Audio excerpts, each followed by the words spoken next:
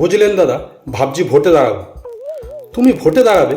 তুমি তো ভালো ছেলে, ভালো পরিবারের ছেলে, তুমি ভোটে দাঁড়াতে যাবে কেন? না দাদা, দেশ সেবা করতে হবে। ও, তুমি দেশ সেবার জন্য ভোটে দাঁড়াবে? তাহলে আমার কিছু প্রশ্নের তোমাকে উত্তর দিতে হবে।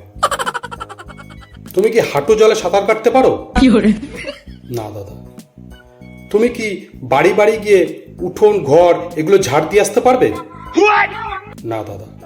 তুমি কি বাড়ি বাড়ি গিয়ে বাসন মেজে দিয়ে আসতে পারবে? না দাদা। তুমি কি বাড়ি বাড়ি গিয়ে রান্না করে দিয়ে আসতে পারবে? না দাদা। তুমি কি যাত্রার বাড়িতে যে যা খেতে দেবে সেটা খেতে পারবে? না দাদা। তুমি কি বাড়ি বাড়ি গিয়ে মানুষের গা হাত পা টিপে দিতে পারবে? না দাদা। তুমি কি চুলদাড়ি কামাতে পারো? না দাদা।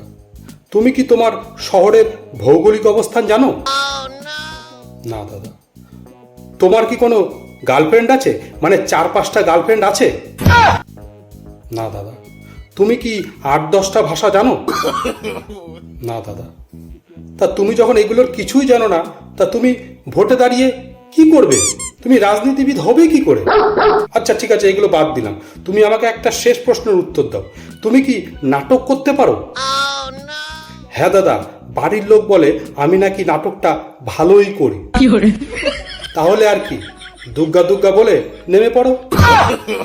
No, no, no, no.